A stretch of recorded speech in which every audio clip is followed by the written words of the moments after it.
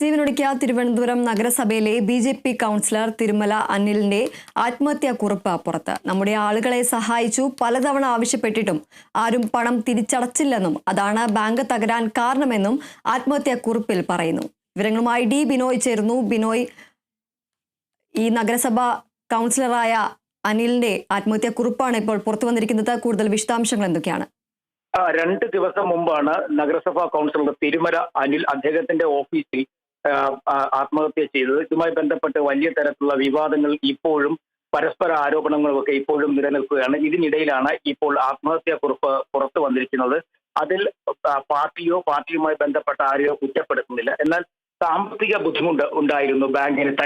അദ്ദേഹത്തിന്റെ കാര്യമല്ല പറയുന്നത്, ബാങ്കിന് സാമ്പത്തിക ബുദ്ധിമുട്ടുണ്ടായിരുന്നു. മാത്രവുമല്ല, ചില ആളുകളെ സഹായിച്ചു, പക്ഷേ അവരാരും അവരുടെ ഭാഗം തിരിച്ചൊരു മറുപടി ഉണ്ടായില്ല, തിരിച്ച് സഹായിക്കാൻ തയ്യാറായില്ല. അതായത് അദ്ദേഹം പറഞ്ഞു വരുന്നത്, അതിന്റെ സാരാംശം ഇതാണ്: പല ആളുകൾക്കും ബാങ്കിൽ നിന്നും ലോൺ കൊടുത്തു, പക്ഷേ അതിന്റെ കൃത്യസമയത്ത് അത് തിരിച്ച് നൽകുകയോ അല്ലെങ്കിൽ അത് മടക്കി അടയ്ക്കുന്നതിന് വേണ്ടിയുള്ള നടപടികൾ സ്വീകരിക്കുകയോ ചെയ്തിട്ടില്ല. അതേസമയം തന്നെ ബാങ്കിലെ സ്ഥിരം നിക്ഷേപകർ അവരുടെ നിക്ഷേപം തിരിച്ചു വേണം എന്ന് ആവശ്യപ്പെട്ടുകൊണ്ട് ബാങ്കിനെ സമീപിക്കാൻ തുടങ്ങിയതോടുകൂടിയാണ് വലിയ തരത്തിലുള്ള ഒരു പ്രതിസന്ധി ബാങ്കിൽ ഉണ്ടായത്. ഈ വിവരം ബന്ധപ്പെട്ടവരെയൊക്കെ അറിയിക്കുകയും ചെയ്തിരുന്നു. എന്നാൽ ഒരു കാര്യമായ ഒരു സഹായം ഈ ലോൺ എടുത്തവരുടെ ഭാഗത്ത് നിന്നും ഉണ്ടായില്ല എന്നാണ് ആ കത്തിൽ സൂചിപ്പിച്ചിരിക്കുന്നത്. ഇതുമായി ബന്ധപ്പെട്ട് വലിയ തരത്തിലുള്ള ആരോപണങ്ങളും ഒപ്പം CPM-ഉം BJP-യും ഒക്കെ പരസ്പരം അങ്ങോട്ടും ഇങ്ങോട്ടും ആരോപണങ്ങൾ ഉന്നയിച്ച് മുന്നോട്ട് പോവുകയാണ്.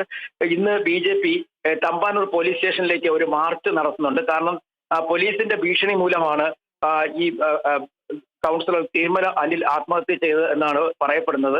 അത്തരത്തിൽ ഒരു ഭീഷണി ഉണ്ടായിരുന്നോ ഇല്ലയോ എന്നുള്ള കാര്യത്തിൽ ഒരു വ്യക്തത വന്നിട്ടില്ല. എങ്കിൽ തന്നെയും BJP പ്രവർത്തകർ ഇന്ന് തമ്പാനൂർ പോലീസ് സ്റ്റേഷനിലേക്ക് മാർച്ച് ചെയ്യുന്നുണ്ട്. ഒപ്പം CPIM-ന്റെ ജില്ലാ സെക്രട്ടറിയും ഒരു വാർത്താ സമ്മേളനം വിളിച്ചിട്ടുണ്ട്. ഇന്നലെ BJP സംസ്ഥാന അധ്യക്ഷൻ തന്നെ കൃത്യമായി ഇക്കാര്യത്തിൽ ഒരു വ്യക്തത വരുത്തിയിരുന്നു. കാരണം അനിലിനെ സഹായിക്കാനും അനിലിന്റെ കുടുംബം സഹായിക്കാനും തയ്യാറാണ്, പക്ഷെ ആ ബാങ്കിന് ചില സാമ്പത്തിക ബാധ്യതകൾ ഉണ്ടായിരുന്നു.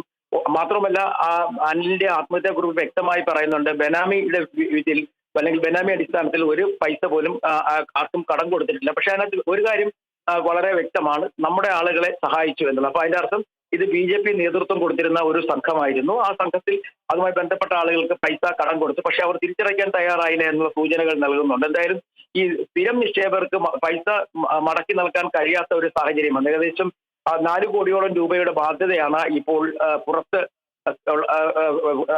കൊടുക്കാനുള്ളത്.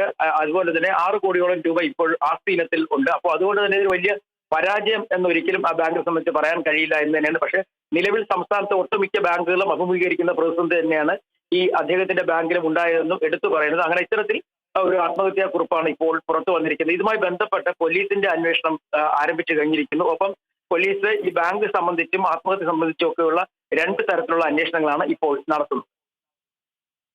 ശരി. ജീവനൊടുക്കിയ തിരുവനന്തപുരം നഗരസഭയിലെ BJP കൗൺസിലർ തിരുമല അനിലിന്റെ ആത്മഹത്യാക്കുറിപ്പ് പുറത്തു വന്നിരിക്കുകയാണ്. നമ്മുടെ ആളുകളെ സഹായിച്ചു, പലതവണ ആവശ്യപ്പെട്ടിട്ടും ആരും പണം തിരിച്ചടച്ചില്ലെന്നും അതാണ് ബാങ്ക് തകരാൻ കാരണമെന്നും ആത്മഹത്യാക്കുറിപ്പിൽ പറയുന്നു. ഡി ബിനോയാണ് വിവരങ്ങൾ നൽകിയത്.